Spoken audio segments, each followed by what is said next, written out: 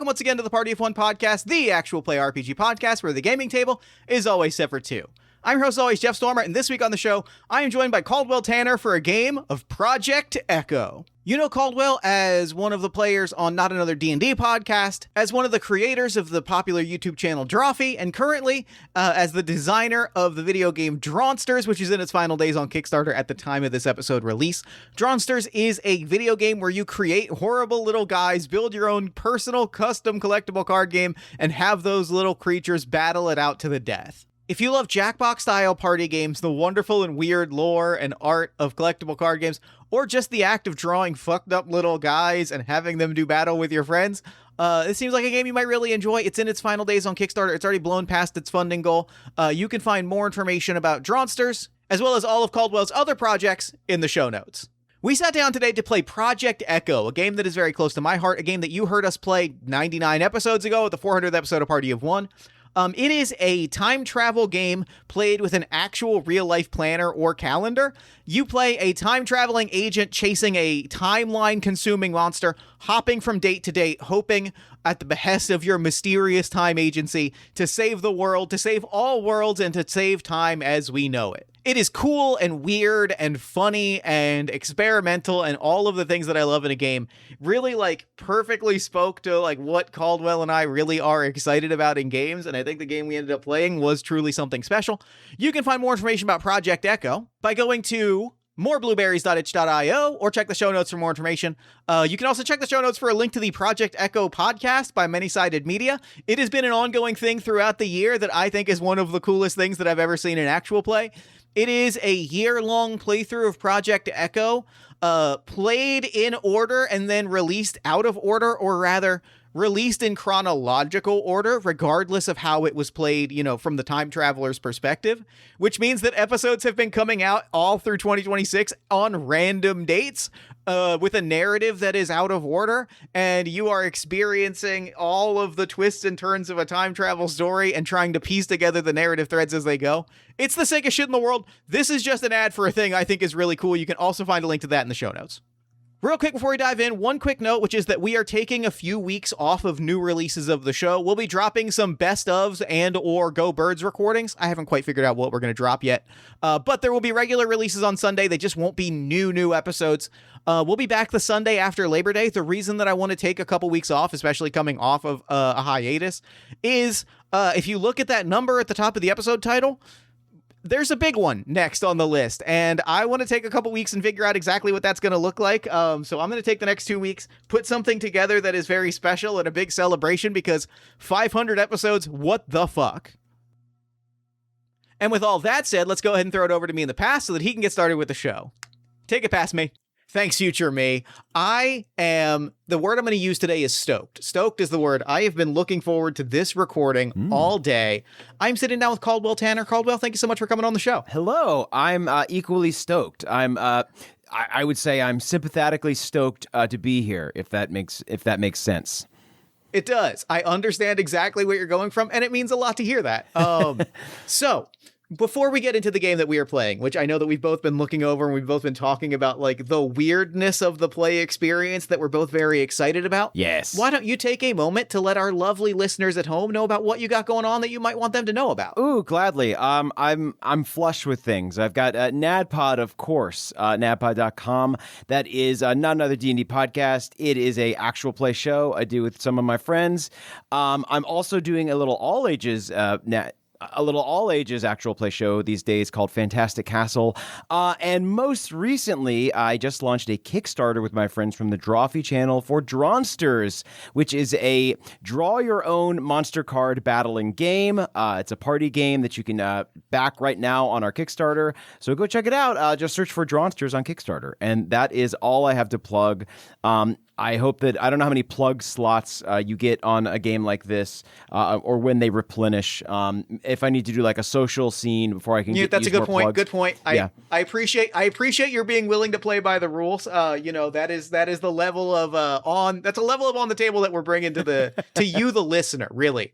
I have to tell you, I grabbed my table I grabbed hearing the pitch, I grabbed my desk. Yeah? Sometimes you hear a pitch that you just go like, look, I gotta hold on to something. It's fun as hell. Really, people should go check it out. It's super fun to play, and I cannot wait for people to get it in their hands. Drawsters, it rocks. It feels like, when you do a project that does feel like just a distillation of everything you've been working on and noodling on for a long time, and it's just like, oh, there it is. There's just a little like crystalline pearl of my existence over the past 20 years or so. That's what Drawsters feels like. So I'm really excited for people to check it out. I do know that feeling very well. Side note to the listener, Batman Bump in the Night is a Batman fan fiction actual play podcast that you can find at the MP Comics feed. Sometimes you do have a project that you go like, this is my everything, and this is the culmination. And hearing the pitch of Drawsters, like all of the things, like, as somebody that has followed your work for a long time, and as somebody that is a fan of your work, like truly, that comes across to me as the listener, is the going like, yeah, you fucking nailed it. Like you've boiled it down into a fine reduction, honestly. Oh yeah. This leather is soft as hell. It's incredible. What a pitch. And speaking of great pitches, I am thrilled for the game that we are playing today. A follow-up to the most ambitious and weird Party of One episode that we've ever done. We are playing a game called Project ECCO. It is a game about, pursuing a creature across time and space. It is a time travel game played with an actual year planner. I have open in front of me, optimized for maximum chaos, which is to say every single calendar that I could have selected in my calendar app has been switched on. I have an actual 1 year calendar in front of me for us to like flip through. Wow. Just to kind of see where we land with things. We got holidays. We've got work events. We've got personal events. I have 3 different personal calendars plus my Da Movies calendar, which I keep updated with my wife for just like Philly Film Society screenings that we want to go see. So like I got all of the things are on here. Everything is color coded. I am staring at just like what I can only describe as sort of a kaleidoscope of chaos and stress and joy, and all of the emotional things are here that I'm really, really excited to play around with. I'm busting out on hives already. I can't wait. I'm stoked. Let me ask you this. I pitched you a few different games. What is it about this game that you are particularly excited about? I think, well, I've never played a journaling game before, so that appealed to me a little bit. Also, you pitched it as just kind of like time travel chaos, and that seemed really fun. Yeah, I think it was just like, also, I just read How to Lose the Time War. Oh, sure. So I've certainly been in the mindset and mind space of time travel, but, like time travel less as like we're going to solve the timeline, and more as we're telling a story using time travel as sort of a background element that allows for shenanigans and insanity. I have been feeling a specific pull that I think is either alternately deeply cursed or that I'm deeply excited about. And frankly, sometimes both at once, which is to say that like, I'm feeling the pull to start modern day Doctor Who over again. Oof. It's always there. That's the correct noise, to be fair. Jeff, the urge is always there. You have to bury it. I mean, you will, it won't work forever. Eventually you will have to restart it. It will win. But like I've been feeling there's just something in the air. I don't know if it's that the latest Russell T Davies series that I did not watch has ended sort of ingloriously. Yeah. And like in the back of my mind, I'm like, maybe that's the cue. Maybe I start back at 2000. Maybe we relive 2005 and just see where this journey goes maybe again. Goes differently this time. Who knows? Who knows? That's kind of the whole point of the show. I know it won't, but like I have the hope. Which is to say, like, time travel stories are on my brain, and like the thing that I am really excited about, and the thing that I am really looking forward to is I love, and How You Lose the Time War is also a good example. I love a non-linear story. Mm-hmm. I love a time travel story that is out of order a little bit, that like, when you follow one person's perspective and then you see things start to double back on themselves, or like events out of order, it just is the most thrilling thing in the world. Such a sucker for it. In medias res, in medias anywhere, honestly, I'm always having fun. It hits really hard. I was just thinking about in terms of like inspiration points that are on my brain. Winspiration, more like it, actually. There you go. I was thinking about there's one particular episode of my favorite TV show of all time, The Venture Brothers. Well, also which a is, constant urge to rewatch. That's God, right up it's there. When I feel always like there. It's coming up for me as well. I feel like I'm due for a rewatch on that one too. So yes, I'm right there with you. The season, is it season 4 or season 5 that You're talking about opens Return with to the House of the Mummies. Return to the House of the Mummies for sure, but also another the one. season. I'm going to say it's season 5 premiere where it's the right after Henchman 24 dies and they do the out of order episode. Oh, is that the one where Hitler's a dog? Yes, the Hitler dog episode. Wait, you guys are Nazis. That I'm right there with you. episode really, that's the one that in my head of like just jumbling stories up really gets me excited. It's always fun. So I will read us the intro to the game, and then we will create. I think what I would love to do is like create a shared character between the two of us, and then like as we set up prompts, we can kind of bounce ideas around and sort of like both simultaneously occupy the same character. Amazing. Agent, time marches on. Well, at least it used to. Text redacted. I won't beat around the bush. Time itself is in trouble. Our timeline is under attack. Time is being eaten by an entity that we've dubbed ECCO, the entity of chronological consumption and obfuscation. The entity has already consumed several years in its entirety. This is one of the only years left. We need you to track down ECCO, destroy it, and help us stabilize the timeline. Given the stakes of this mission, Time Protocol is temporarily up to your discretion. Do not abuse this privilege. With this letter, we have included some tools for your mission. You will find a watch, an agent field planner, and some error-appropriate currency. After this first jump, you'll be mostly on your own. We'll send what help we can. Good luck. Tempus Itineribus, Director Valentine, the agency. Text redacted. P.S. Don't forget your coin. Ooh, I have my coin right here. I also have a coin in front of me. I'm very excited. I've also got 1d6 for us to start out with and a second d6 if we need it. I have chosen my most treasured 6-sided dice. One of my two like dice and playing card decks are my two like collection things. Oh, sure. And I found a pair of dice in a box at MagFest one year. That is a pair of insane clown posse dice with a hatchet man at the 6. Yup. It's the most important thing in my world. They are my go-to. They are my go-to dice. If I don't have an immediate like I need the vibe to match this and I have the dice for it, these are the dice that I reach for. It's beautiful.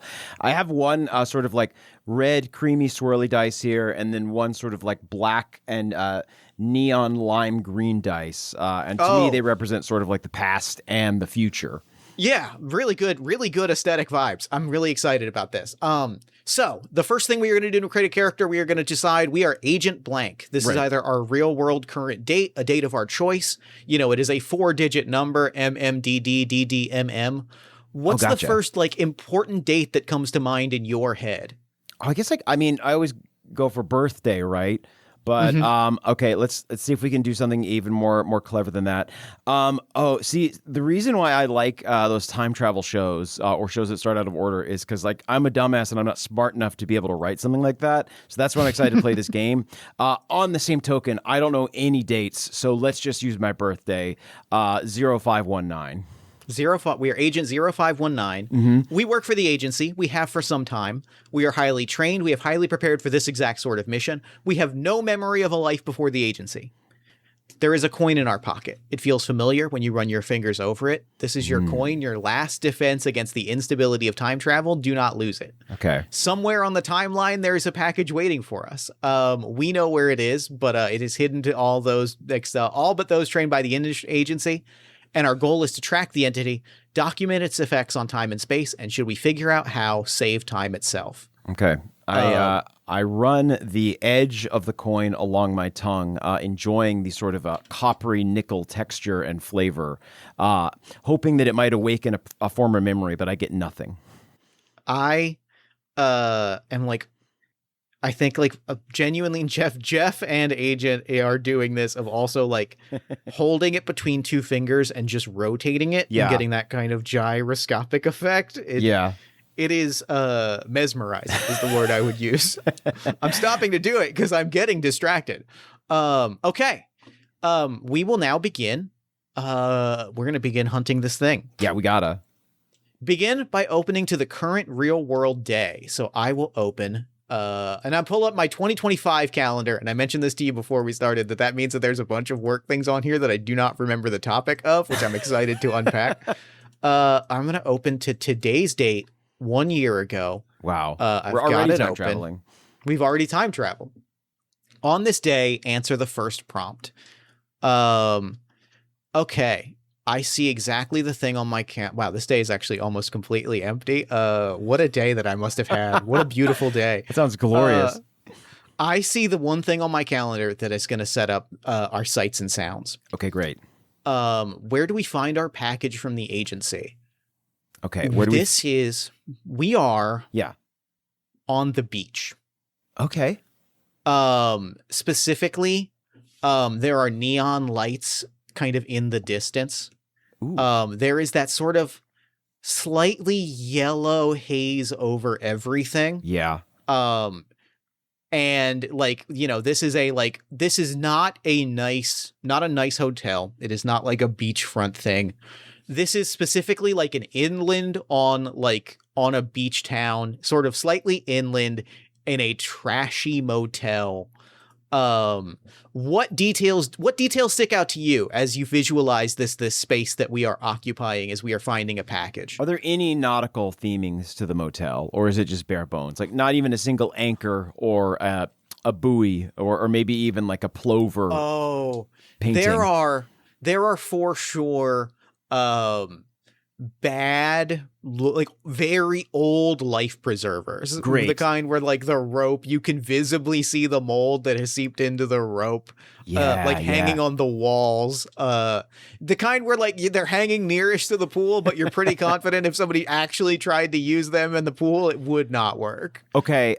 Do you think that the package is in the room, or is it maybe like in the motel somewhere? Because I'm thinking we take one of these life preservers, and we go to the pool, and we reach our hand through the life preserver, and our hand disappears into some sort of other space, and then we pull it out. Our hand is dripping wet, but not with pool water, with some other sort of fluid, and in our hand is the package.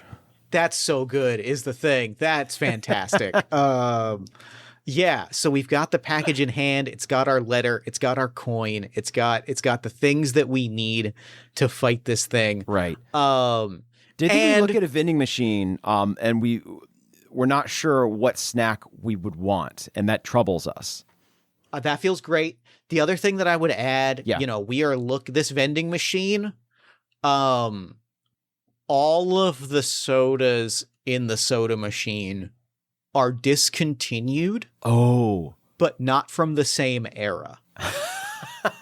There's like a bottle of new machine, Coke. This soda machine is almost like it's like a museum of time discrepancies, right? It's just displaying like all of the different like temporal variants of soda. You've got Dr. Pooper in there. You've got Cronka-Cola. You've got 8-Up. It's all over the place. It's all wrong. There's also there's a new Coke. There's a Surge that's in there. Diamond Pepsi. Diamond Pepsi is right there. They're all just like waiting for us. This is great. And yeah, so we've arrived at our first destination. The package contains the following things: the letter that I read from A Director 0214, a standard issue agency time machine hour watch, the field planner, and enough currency to get around. We've answered the first prompt in our planner. Turn to the watch device on page 22. Great. So I'm going to flip to page 22. Here we go. That's what I got wrong. I was going off of PDF pages and not book pages. Ooh. The bane of my existence. So let's talk about our watch. It looks like a wristwatch. It's spinnable outer rim. No discernible way to tell time. Limited time travel capabilities, but good for a basic jump. I am going to roll a d6. Great. Always a good sign. We got Hatchet Man. We got a 6. Hell yeah. And What do Insane Clown Posse folks say? What do Juggalos say? They say whoop whoop? Whoop whoop. Okay, they say whoop whoop. All right. That's the sound that the watch makes. That's the sound the watch. Yes. Yep. It sure is. Okay, I'm going to ask you this. Yes.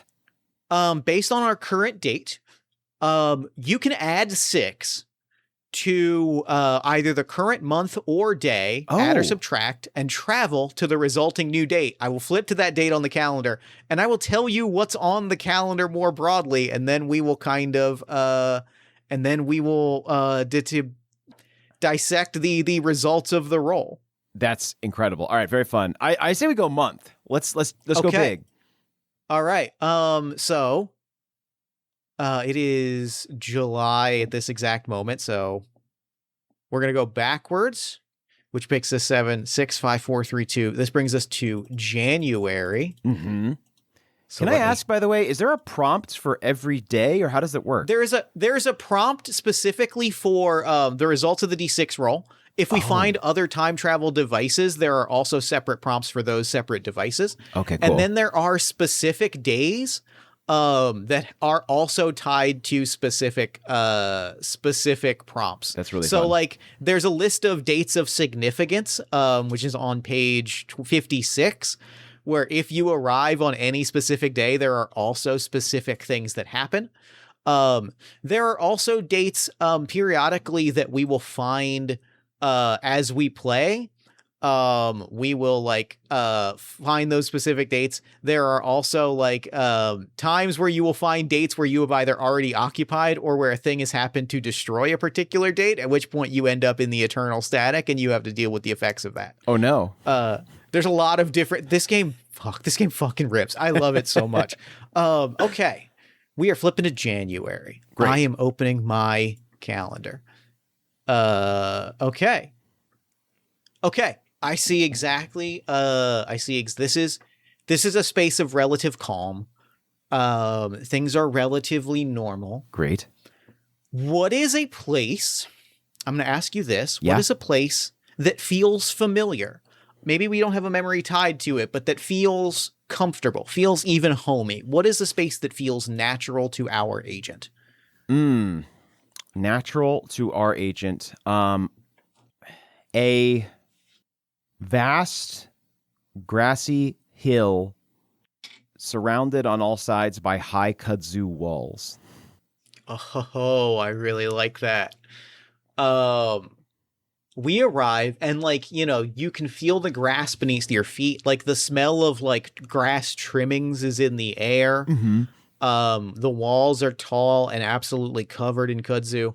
And while we're standing there, 2 timelines split our vision. What? And we reach for our coin. Okay. Can you flip the coin? I can. I'm so bad at flipping coins. It's going to go off the table. It's been a thing I've been practicing. I've been trying to practice it for years, and I have not gotten better. Let me see here. Okay. Oh, actually, I got it. All right. I'm looking at my coin now. It's a Maine coin, which is interesting. And I have got tails. There's a little lighthouse on there, which feels appropriate for the beach setting we were at.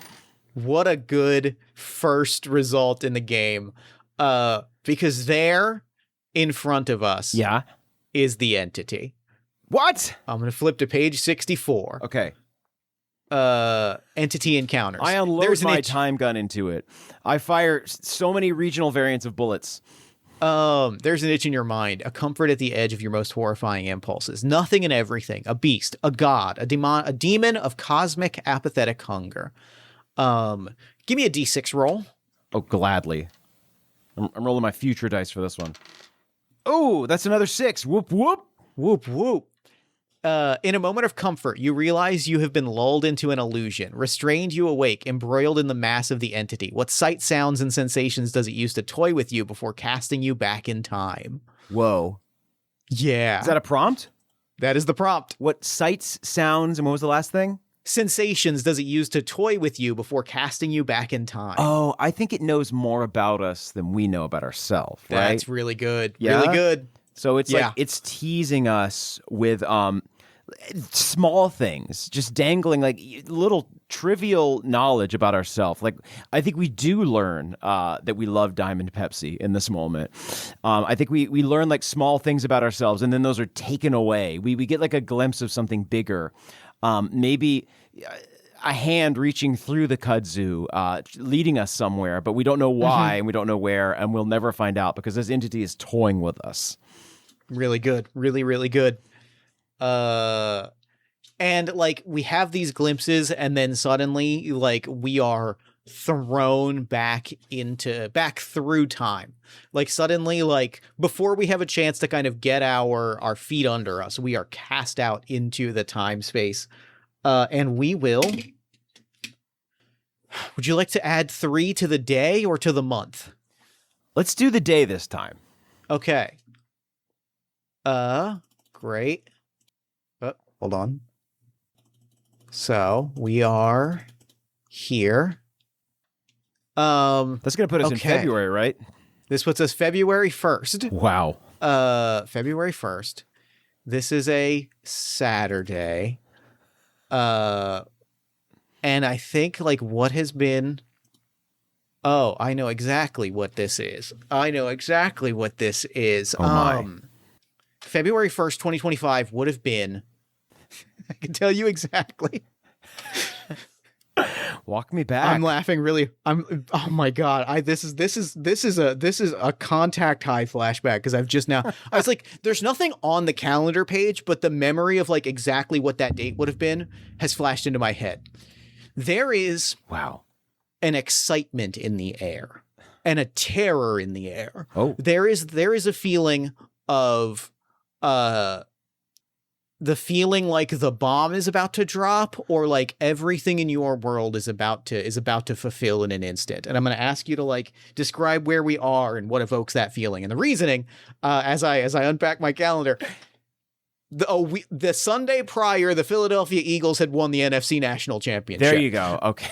It is the week in between the NFC Championship and the Super Bowl, which means that it is the week where everybody in Philadelphia is going, oh my God, are they going to fuck this up in a week? Oh my God, they're going to fuck this up in a week. Oh my God, I have hope. I have real honest hope that we might win the Super Bowl. Fuck. Okay. So like there is a feeling in the air and like there is an excitement. We are swimming through this sort of like excitement and energy and like tension and like hope, but a hope that makes you feel bad. Where are we? What is evoking this feeling for us in the space that we occupy? Okay, we're clearly we have to sabotage the next game, right? So out of the story, did the Eagles go to the Super Bowl that year? I do not remember. They went to the Super Bowl this year. Yeah. And this was the week in between the championship, and they won in a way that blew out the Kansas City Chiefs in a way that no one has ever been blown out of the Super Bowl before. Okay, great. It was 44-6, 42-6 at one point. It was brutal. That's right. Okay, I'm remembering this now. Yeah. So we can't. If Travis Kelce wins this Super Bowl, his ego gets too big. He gets like Netflix deals. His podcast becomes like the biggest thing across all media. He runs for political office. This is the darkest timeline. We need to put him in this place. This is Terminator shit. Yeah, the man has too much, and he cannot win this Super Bowl because that will inflate his ego beyond what it's already at. And so we have to take him down. And I think that is our mission. We're realizing this now. We're realizing that like the entity has a stake in this, and we have to make sure that the Chiefs lose this game. The entity really wants the Eagles to win. And honestly, maybe I think I side with the entity here. Shit, the entity is making some really good points. The entity like, has knowledge of our past and like is a huge Eagles fan. So it's really, it's not looking good for the agency. Yeah, I mean, honestly, like that, you know, I'm feeling a loyalty here. I got to admit. I'm just picturing like an unknowable cosmic entity, but it is wearing a tiny little green Eagles hat. It really speaks to me. Go Birds. Okay. Go Birds, entity. You and me, man, we're ride or die. There lies a victim here, surrounded by loved ones. What about them has been changed or taken or controlled? Like, what are we confronting here as something has been altered or taken or controlled or what are we and how are we interacting with that? It's Travis Kelce's brother. Jason Kelce. It's Jason. My Philly's uncle. And we've put the fear of God into him, and we have like communicated a message to him. I think we put an encrypted message into Jason Kelce that he will take to Travis Kelce, that will sort of Manchurian style activate inhibitors in Travis Kelce's performance. Brilliant. Incredible. I'm so happy about this. And like, I think there is a moment, incredibly funny, but also there is a moment here that makes me go like, oh, this is really interesting, which is like, I think even our agent has a moment of going like, but this is the thing that happened. You know what I mean? Like, right. Like there's a moment here. I think like there's a comedy and a terror of realizing like, when I look back over the year of 2025, like that's what already occurred. Right. How deep are the tendrils of this entity on the timeline that it has already embedded itself in, that like we are not altering history, but ensuring that history happens as we remember it. Right. Which means that the entity, if it put us here to do this, has already enacted more control over the timeline than we were initially aware of. Did we always like Diamond Pepsi, or is it convenient for the entity that we like Diamond Pepsi so that Diamond Pepsi's stocks can go up and they can maintain their cultural share and harvest the necessary minerals and crops they need to continue making Diamond Pepsi and continuing their economic and climate and economic and continuing their economic and environmental impact upon the world that is necessary for the entity to thrive. Really good, really good. I think there's that sort of slight unnerving really does hit in a very big way. I have rolled a dice. I've made a change to our calendar. We have skipped ahead to our next location. Great. And I need to check something. Oh boy, yes, great, good. Without really thinking, I rolled a 2. Okay. And I was like, I'm going to update the month. I'm going to throw us ahead. And I did not fully think about the date that we were on until I looked at the date on the calendar and went, oh no, this is a date of historical significance. And we have an additional thing, which I have now read and I will present to us after I set up the prompt. Okay. The prompt that I have here, I've got the watch. There is a convergence. A time anomaly has caused 2 areas to merge in a collage of disparate activity. Ooh. Who do you meet here, and what 2 conflicting things do you see about them? Whoa. Okay. So I'm looking at my calendar on this day. Yes. And the thing that stands out to me is on my The Movies calendar. We went to a movie this day. And so I'm thinking about the movie that we watched, which was really fantastic. We are in. It's April Fool's Day. It is April Fool's Day. There's an April Fool's Day event that will occur to us. And we are in like 80s Los Angeles. Okay. Neon lights. There's a neon lights all through the air. Like, there's 80s hip hop blaring on the speakers. Like, we are in the city. It is the height of the 80s. And like, we are surrounded by people. Who are we encountering? And like, what else do you want to add to this space and this scene as we are walking around? Okay. Well, if it's 80s Los Angeles. Okay. I think I'm trying to think of like what our star sighting would be, like what celebrity we could possibly bump into. I think like Jack Nicholson. He seems like he's just like always, he's up on the strip, he's hanging out on the strip. Jack Nicholson having just released his magnum opus, which is of course The Two Jakes, the sequel to Chinatown. Great. All right. So he's there. He's at the premiere of The Two Jakes. The Two Jakes, is that the name of a real film? The Two Jakes is a real movie and a real sequel to Chinatown. I've never seen a faker poster in my life. It's right. Legitimately, I'm thrilled that I get to show you this in real time. Holy shit, Jeff. This is like, so if you look at this poster, the one I'm looking at, it's like a painting of Jack Nicholson. And he's like smoking a cigarette and looking at you, the viewer, in a way that says like, yeah, fucking right, this is a real movie. You believe this? How gullible are you that you thought this was a real movie? The two Jakes. Directed and starring Jack Nicholson. So, I mean, we have our answer, right? Is there are two Jakes. That's the anomaly. That's the convergence. Phenomenal. And actually I can tie that answer into our into our special holiday prompt. Oh, great. Because the difference between them is that Jake, it's very rare that we have an agent that we know their first name. And Jake, Agent 0401, has retained his name, which I think is significant.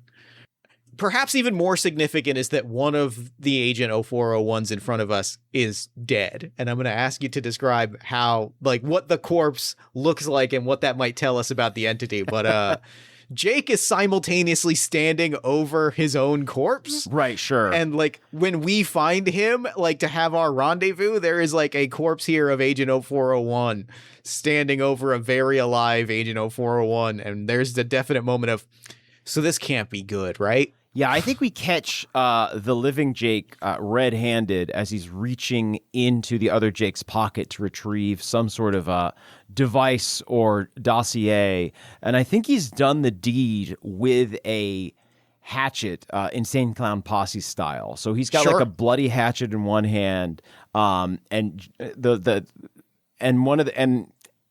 and he has absolutely chopped up the deceased Jake. And he's like reaching into the pocket. And I think he like looks up at us and just kind of does that Jack Nicholson grin and says, "It is what it is, bud." I think like we're hovering there and we're just kind of standing, and like, I think the question escapes our lips almost of like, is this a you thing or an entity thing? Because if this is a you thing, like, go with whatever. Is it self-harm if you kill yourself in time travel? Like, how? Either way, you do whatever you need to do if it's a you thing. But if it's an entity thing, I do need to note it from my records. I think this Jake, he pulls out a handkerchief from the dead body's pocket and wipes off the axe and says, It showed me what I was missing. It can show you too." Oh, I hate that. I really, really hate that. And then I think it hands us the axe. Yeah, so we're standing with this axe. I think sirens, that's when we get it's such a good iconic, like, end of the movie shot, but also like we're about to sneak off into time. So like, it's not the end of our story, but this is such a good like shot of like, we've got the axe. We've just been told this. That's when the red and the blue hit our face. Yeah. And you see the flashing lights outside, and it's a like, I gotta go, but right. I think we see the flashing lights, and we like are momentarily distracted, and we look back, and Jake Prime is gone. Mm-hmm. Really good. Really, really good. Yeah. And we're hovering there. We grab the watch. Give me a D6 roll. Okay. Ooh, it's a little cocked, but I think it's a 3. Okay. Do you want to add to the day or the month? I want to go back 3 days to see if we can't try and catch this Jake before he murders the other Jake. That's really good is the thing. Mm-hmm. Okay. Because it's just like maybe we can catch this Jake dealing with the entity. Maybe we can like overhear that conversation. We got to know more about what's going on with these two Jakes. Gotta know more. And you said that was a 3 or a 2? That was a 3. So 3 is the same prompt if there's a victim surrounded by loved ones. But I think that's exactly what we find is we go back 3 days in the same spot, in the same room. I think that we go back. I think how I want to set that up is exactly what you're saying. Like we have traveled back. We now are in the room with the axe 3 days earlier as Agent 0401, as opposed to Jake, is like standing here waiting for an appointment that like is going to end in his death. Like we've pushed back just far enough where like we've caught Agent 0401 waiting for the meeting that will be Jake with an axe. Is it possible that this Jake has also killed a previous incarnation of another Jake, and this is some sort of like chain reaction that's happening where Jakes are killing Jakes or killing Jakes? Really, really good. This Jake is holding a smoking revolver. Yeah. And another Jake is sprawled out, and there's a moment of like, oh, come on. And this is, I think we're seeing that we're caught up in the entity's sick game a little bit. Yeah. Because these Jakes don't know that they're killing the other Jakes. Oh, really, really good. I'm going to throw in just a massive wrench. Go for it. And I'm kind of want to know like what you think happens as a result. I think that Agent 0401 points a gun at us and we take this Jake out with an axe. Oh, and that's gonna fuck things up, because I think that this Jake needed to be killed by future Jake, and by the fact that we are taking them out with our axe that we got from future Jake. There's no way this is good. There's no way that the repercussions of this are healthy for the timeline. Oh, feels really good. Mm-hmm. I am going to make a claim here, and I am going to physically put an event on my calendar from a year ago, which I guess I still have the ability to do, but sure. And I am just marking this event as Jakeception. Removed from timeline Jakeception. Right. There is a rule in the game periodically that dates can be erased, that you can that like if you come back here and we happen to land back on this date, we end up in the void. This date has been erased. We have caused a paradox to a degree that this date is fading into static. So like we make an emergency leap. I'm gonna roll the dice here. Okay. The Jake chain was potentially like a pillar of the universe. Like, this sort of constant murder ballet needed to happen for all of time, and the fact that we've interrupted it the repercussions will be immense. Really good. What we got? What do we got? We have skipped ahead 6 months. Oof. Okay. And whoop. We are here. Interesting. Okay, I know exactly the question that I want to ask you to set the stage. Perfect. Because I'm looking at my calendar, and a thing that would typically be on my calendar at a specific moment is not here. Oh. Namely, peeling back the curtain, there's like you made a joke about it before as we were kind of riffing on like calendars before recording, but like my day job's actual all hands weekly meeting is not on my calendar on this particular week, and I fully don't remember why. Whoa. Which means that like I think the question I want to ask you, what we arrive somewhere. Yes. Where something that we thought would be here is markedly absent. Okay, great. My first thought is Statue of Liberty is missing or different, but that feels like too, I don't know, we're playing in the sort of like time travel sci-fi tropes. You got to go big. Yeah, why not? Yeah. Maybe, okay. Yeah, Statue of Liberty is different somehow, but I'm trying to figure out how it's different. Does that apply? Does that fit in with the? That feels great. That feels so good. Great. I really like. Here's how it's different. Yeah, and I think it's just different enough where it's confusing. It is. It's Goku. Sorry, go on. No. Sometimes you hear a thing and like there's a really specific vocal stem that has lived rent free in my head that sometimes I get so stammered that I fully switch into Seymour Skinner in Steamed Hams when he goes, well, one thing I should excuse me. I was going to say it is not green, it's bronze. Like the bronze coating has never faded. For however whatever implications there are in the world, when we look at the Statue of Liberty, it is as bronze as it has ever been. Wow. It is the gigantic golden statue from the fucking Lord of the Rings on the waterfall. Like it is pure, like gleaming bronze. And fresh as the day it was delivered. Fresh as the day it was delivered. It is, and it is shining. The sun is gleaming off of it. Birds are running into it all the time because they can't see. The glare is too great. It is crazy how like brand new it looks.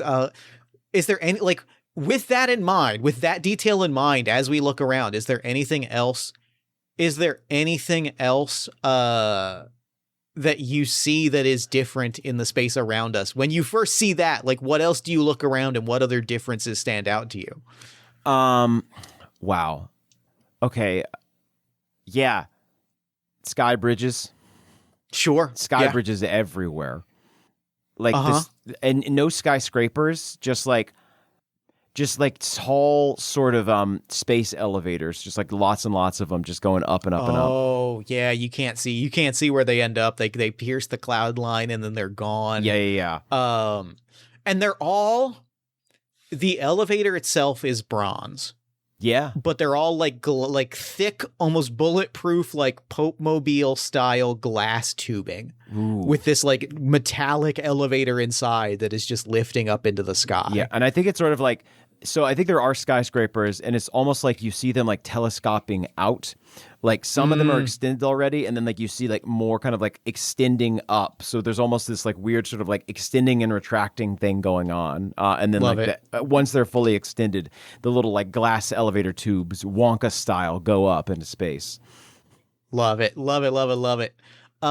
Flip us our coin as timelines split our vision. I think like we see our New York overlaid, like overlaid at like a 50% transparency over this like fantastical bronze New York. Yeah.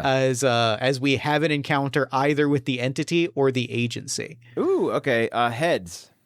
Heads, we are having an agency encounter. Interesting. All right. Let me flip ahead. Agency headquarters. A door, a window, an entire building appears. You know it is the agency and you must enter and check in. Roll me a d6. Alrighty. 3 again. 3. The agency front desk greets you. You are told to have a seat. Hours roll by before you get frustrated enough to walk back out the way you came. What hangs in the lobby that discomforts you? Whoa. Good prompt. Yeah, that is a great one. I think that in the lobby there is a redwood tree, and it is being tended by like several agency attendants. Like they're on ladders. They're like doing that thing, where they'll kind of hike themselves up a tree with like a band. I think there's like they're kind of sort of like pruning the tree almost, but it is like a full-sized redwood. There are also people rappelling down the tree. Yeah. Like they've got they've tied it, and then they're like they're what's it called when you do the like jump off of the tree, jump step by step? They're doing that move. They're belaying? Is that what that's called? Belaying. That's it. Yes. They're belaying down the tree like a little bit at a time and like tending to little bits as they belay. This tree wasn't here the last time we visited the agency. How long has it been since we've set foot in the agency? Wow. I think it's really hard for us to have any sort of foothold within our personal calendar, just because we jump around so much. But I think agency check-ins we pay special attention to. So I think it's probably been 2 weeks. Okay. Maybe longer. Maybe 2 months. Yeah, that feels better. That feels good. I like 2 months feels good. That feels like recent, like frequent enough that it feels like it's a significant thing, but not frequent, not frequent enough that like it's routine. Yeah, I think it's like we've been on assignment for a long time. Maybe we're supposed to check in more, but like because we've been in the field so long, we've like missed our normal all hands meetings. All right. Would you like to roll a d6 and take us to a different spot on the calendar? Oh my gosh, gladly. Oh, a 1. Does that mean anything? That means we're moving ahead either 1 day or 1 month. Ooh, okay. Let's do one day. I want to see I want to see what happens if we move ahead one day to this tree. If it's the same or if something is different. We move ahead one day in the agency headquarters. Mm-hmm. And I'm looking at my calendar. And I have the next day we moved to. One day later, I had a Party of One recording. Oh. And I'm flashing. The visuals of that game that we played are flashed into my head. And, you know, we set the watch. We skip ahead 24 hours. The tree has expanded, punctured through like a wall, and like half of the agency has collapsed. It is unclear if this is the only agency headquarters. It is unclear if they knew that this was going to happen and they were like getting it ready. Mm-hmm. But it has, quadrupled in size overnight. Whoa. And now we are staring at like this, mountain of a tree that is jutting through several skyscrapers, like at a 45-degree angle and reaching into the sky. Oh, do you think it's like it goes up a bit and then just goes sideways and then continues up or something like that? There's almost like yes, for like sure, a zigzag 100%. to it. Yes, 100%. That's awesome. That rips. There are people disturbed by your arrival. Their whispers and glances make the hairs on your neck stand up. Reach for your coin. I'm going to flip our coin here. Yeah, do it. Did we do this? Did we fuck up the tree? We might have. How do you convince them you can be trusted? We definitely fucked up the tree. We fucked up the tree for sure. We were not supposed to use the watch in the confines of the agency headquarters. And the second that we did that, shit went real sideways real fast. I think we look at them and say, guess I missed Arbor Day. And see how that lands. And then we take off running. For one of the, there's 4 agents with guns pointed at us, and one of them does laugh, and it does cause them to fall behind. The others give chase, and we run like hell, flipping the watch as we run. Mm-hmm. I'm going to skip us 3 months backwards. Great. I'll skip us 3 months backwards. Oh, hell yes. Yes. Good. I'm just now looking at what this day is. That was a good decision because this is a great thing to throw into the mix. Oh. We're running, the watch is ticking. Time is as we run, it is that fast motion effect where we're running at regular speed and, you're watching sunsets rattle in the background. Oh, yeah. And we arrive in a new point in time. Specifically, the detail that I am throwing in, I'm going to throw you 2 options. Great. Is there some kind of gigantic, superhuman fight happening at our location? Ooh. Or is there a colossal work project unfolding? Like a public works, common good work project that we are running headlong into. Ooh, okay. Huh. Yeah, but I think that I want to combine them because I like these a lot. I feel like the public work project is somehow they're just building a Gundam in Times Square. That's really good, honestly.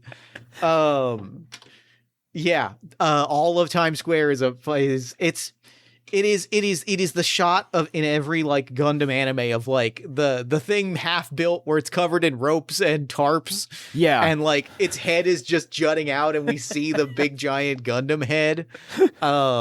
And we are still ducking and rolling and jumping over, gigantic cases of armor plating and things. Yeah, there's a lot of signs and propaganda that just say for all of us. Really, really good.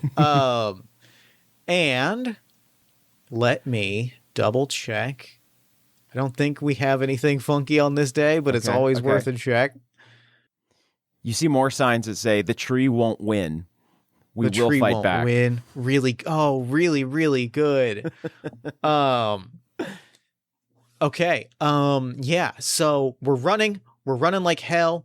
And we rolled a 3, so we are back with, I believe, another victim changed by the events. We run headlong. Something has been changed here by the entity, and we run headlong into it. Ooh. Whether we were supposed to be here, whether we've stumbled onto it, the entity has enacted something, has changed something or someone, and we have the opportunity to stop that. What does that look like? We have the opportunity to stop it. Interesting. Okay, the entity has changed something or someone. I want to carry through the entity's sort of obsession with American football and sports.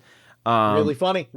So maybe I'm wondering if maybe what the entity has changed is that it's not just a Super Bowl anymore. It's like the World Cup and the Super Bowl have merged into some sort of. There's more sports events, and I feel like the Super Bowl has become the Ultima Bowl or something like that. Really good. Really good. It's expanded in a way, and I feel like maybe the entity has changed it. So it's I'm thinking through this as I talk, but the Eagles have they've extended beyond just the Super Bowl, and now I think they are playing in the Ultima Bowl. And I think that this is the global stage, and I do think that maybe there is sort of a ring of. I think every nation has built their own football island, and this is where these games are played. Really, really very good. I think that the thing that a thing that I think about a lot. Yeah. And this will come up again on Party of One as well as other things. There's an incredible documentary about it. And I think building on that pitch, a thing I want to throw in is the day of the O.J. Simpson car chase. Yeah. There's a great 30 for 30 documentary about it. Ooh. June 17th, 1994 is the name of the documentary. And it is about the insane things that happened on that day. Oh, I love it. These things come in threes minimum. There's always exactly. On the same day as the O.J. Simpson car chase, Arnold Palmer played his final round at the 1994 U.S. Open. God damn. The U.S. the U.S. hosted its first ever World Cup in 1994. The New York Rangers had their ticker tape parade for winning the Stanley Cup final. Game 5 of the NBA Finals happened between the Rockets and the Knicks, and Ken Griffey Jr. tied Babe Ruth's record for the most runs ever in MLB history. Big day. All of this is on the same day. And I think what is happening is, for whatever reason, this entity is just it is sports as culture, as maximal noise, as maximalist noise. You mentioned it. It's no longer the Super Bowl is one game, it's the Super Bowl for a month. Suddenly sports and all of these things, and it goes beyond sports. I think there is we are on we see elsewhere in New York as we are running through Times Square that there is a clock thing that says we are on day 3 of Hamilton on Broadway, and it's well, that doesn't feel like it should be 3 days long. And it's just all of this pop culture is escalating larger and larger, and becoming more and more and bigger and louder. For whatever reason, this entity is just cranking up the volume on all things in everyone's life all the time. Well, I mean, the answer to that question is how do you escape from a highway chase against the police? You create a pileup. Mm-hmm. The entity is trying to create some sort of massive cultural distraction so that it can get away with something else. This sort of psychic flush of all these people focusing on this one event for so long, and like just the cheering and the passion, I think it is sort of kind of creating like a psychic disturbance almost that is allowing the entity to pursue some other goal. And the Eagles are playing in a giant blimp that is also a stadium. Yeah, for sure. That's so fucking good is the thing. God, I love games. I really love games is the thing. Yeah, we are running. We are being chased by agents. They get lost up in the parade. We get swept up. We are hiding inside of a Gundam cockpit. Okay. Give me a D6 roll. Okay. Oh, okay. 2. Do you want to move ahead 2 days or 2 months? We have to do 2 months so that the Gundam will be ready. That's true. Oh, that's really smart. Really smart. Because how else are we going to be able to reach the Eagle 1, which is the name of the flying stadium? Oh, really good. I'm looking at my calendar. Excellent. Excellent. In fact, let me look and confirm. I might fudge our dates ever so slightly if there's something on the calendar that is fun and funky. Okay, yes. I am going to because of the weekend this falls on, I'm going to invoke one of these dates of historical significance. Oh, okay. What was the number that you rolled again? 2. Okay. So the prompt that we have is a convergence. 2 areas have merged together in a collage of disparate activity. What do you meet here, and what 2 conflicting things do you see about them? Your answer must include one of the following words or concepts. Work, tirelessness, or organizing. Because this is Labor Day weekend. Oh, okay. Work, tirelessness, or organizing? Is that what it was? Yes. Okay, and 2 places have merged together is what we're getting at here. Yes. All right, okay. Yeah. Okay. I think it's just... go with me on this. I feel like the coasts of the United States they either merge together, so there's just like the middle is just gone, or it's sort of like they swapped. Swapping is really funny. Is the I think merging. There's an element to merging that is crazy. Yeah. Because of the idea that like there is simply 2 giant coasts, and they run directly parallel like train tracks. And there's nothing. I think that like everything that was in the middle has been like truncated. It's just been like shrunken down. It's all still there, I guess, but it's like now I guess like every state is just like a smaller sliver. Like Texas has just been like shrunk into the size of like Maine or something like that. Here's this game rips. Yeah, this is fun. And the visuals are really popping. Mm-hmm. Because when you said shrunk, my brain truly went, huge chunks of America are now an inch tall. We have hit Gulliver's Travels ass, Lilliputian. Yeah. You know. This would explain the organizing, because it's sort of like, there's this inherent divide between big America and little America now. Really good. Really, really, really good. Those coastal elites, they're so tall.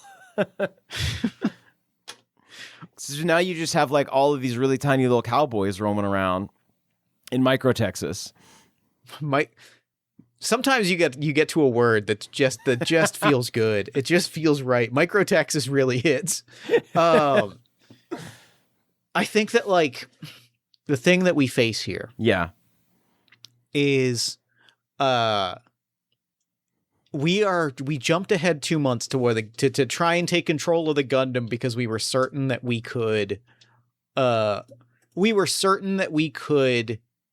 use the Gundam to like corner the entity and go to battle. Yeah.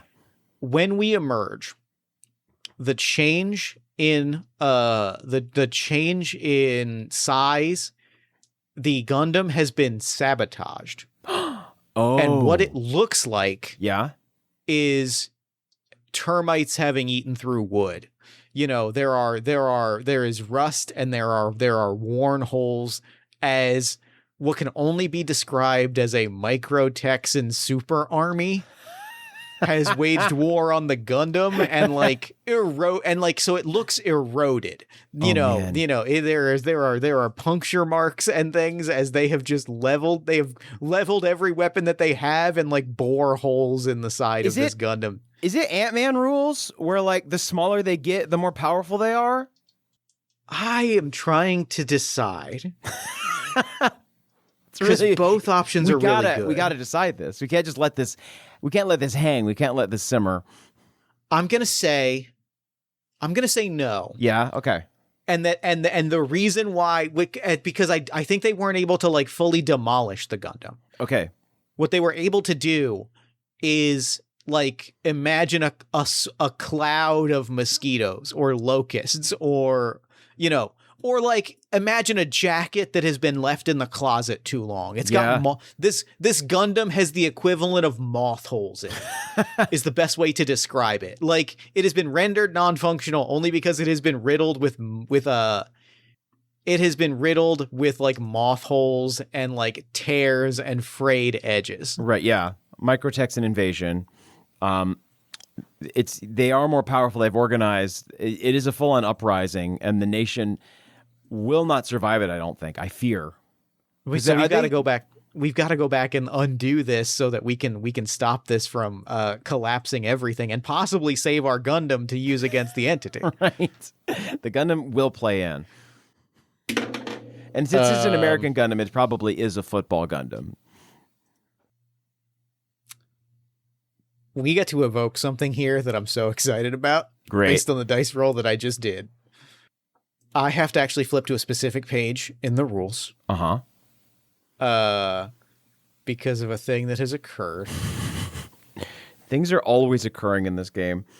It feels great. It's an onslaught of occurrences. Okay, cool. The prompt is still a 2. The prompt is we have arrived back as 2 areas have merged together. How I think I want to spin that prompt is we have arrived moments before whatever act occurred. Yes. To undo the shrinkification of the United States. Oh, okay. We have arrived. We know that it's going to happen. We have traveled back to stop it. The date that we have traveled back to based on the roll that I made and the decision I made as I was rolling the dice, we find ourselves standing directly in front of ourselves, standing in front of a Gundam head. Oh. I rolled a 2 and was like, let's go back 2 months. Wait, nope, that's exactly where we just found ourselves. Okay, interesting. So wait, you're saying that it happened like right after we jumped? Moments after we jumped is it from the best we've been able to gather. Okay. To me, do you think this is like unrelated to us? Is this sort of like they were testing some sort of quantum travel or maybe like some sort of space folding technology and it just like shrunk the middle? Like we were trying to, essentially travel space by like folding gaps, but we accidentally folded like the Midwest. That's so good, and I want to pitch you exactly what I'm seeing in my head. Yeah. We see ourselves, we're about to jump forward 2 months so that we can claim the finalized Gundam. Right. We set the watch. We're about to release the ticking mechanism so that it goes off. And in that moment, we tackle ourselves. The watch tumbles out of our hands. The Gundam is powered by like a quantum engine. Yeah. An experimental space age like super engine that is capable of like powering and maneuvering a Gundam. Sure. Yeah. It's using like an infinite supply of energy by yes. Maybe it uses some sort of like warp folding technology where it's like constantly creating new energy by folding the energy and like it's constantly creating new energy by finding unused pockets of energy within an infinite space. And what's and that's incredible. But the one thing that thing hasn't planned for is the activation of a time travel device in its immediate vicinity. Oh no! If the watch were to go off in this space, that shrinkification would occur. Right. And I think, taking this a notch even further, we described a pileup, a pop culture pileup. Yeah. It's obviously blocking us from getting to the entity, but what it's also doing is trapping an agent who is on the run in one place at one time and in a spot where they need to make a desperate move. Ooh. This was the plan for the entity the whole time. Jeez. Was to put us in this spot, to put us in this place, and to force us to make this move. Forget it. Forget it, Jeff. It's two Jakes. It's two Jakes. And I think we are, like, at this moment, like, we watch the watch tumble away. We piece all of this together. We see flashes of all of this. And then the two agents are standing together, both staring into the sky as the entity is floating at this location, ready for the big showdown. And that is the cliffhanger where we will end our game. Whoa. It descends. Oh, I see it. The Eagle One, the flying stadium, cracks in half. And the edges are slowly falling towards the city. And then you just see this entity just kind of hovering in the sky. Go birds. And go fucking birds. That's game. This ripped. This is fun. This is a fun game. This was good. What was your favorite moment from play? Oh, man. Well, you did an amazing job of just... I guess you just do an amazing job of keeping track of your life and remembering details. It was very impressive, like your recall for events and whatnot, and just like getting to travel back through that. So you did a great job of prompting that and like weaving in real life moments. So that was very impressive. So I would say that you as the GM was certainly one of my favorite moments there. But the two Jakes drop was huge for me. I'm thrilled. I'm thrilled that I got to that I got to be here in the most important moment of your life. Truly, that is the power of dumb movies. Dumb movies. You ever been to a movie? They're amazing. There were so many points where we were just kind of like, okay, what does this look like? And you threw in one detail that like made me slide back in my office chair. Specifically the one that really hit me was when I was thinking about this redwood having punctured the wall of a building, and you threw in the detail of, it's doing like a zigzag pattern thing. Yeah. Because that like changes so much of like the visual aesthetic and like the nature of this object as an otherworldly thing that should not exist. Oh yeah. That I was just like, yeah, that's the fucking play. That goes hard. This was so much fun. Thank you so much for this. This was a blast. Yeah, this is a great game. Thank you so much for sharing it with me. I'm over the moon. Real quick before we wrap up, where can people find you and your work online? I'm on social media occasionally. I'm at Caldy on Blue Sky. I'm at Caldwell, I believe, on Instagram. Again, you can check out Drawsters on Kickstarter right now if you're listening to this, and also check out Fantastic Castle and NADDPOD. Those are two actual play shows that I'm on. But yeah, thank you so much for having me on, and I hope everyone enjoyed listening to this.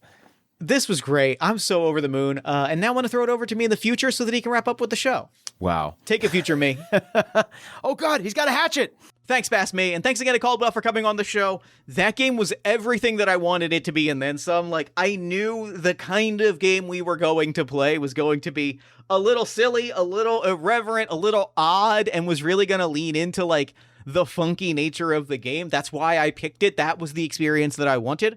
But truly, like, the level of investment from Caldwell and just like both of us throwing everything we had at the pitch, like, it went in directions I could not have anticipated, and I could not be happier.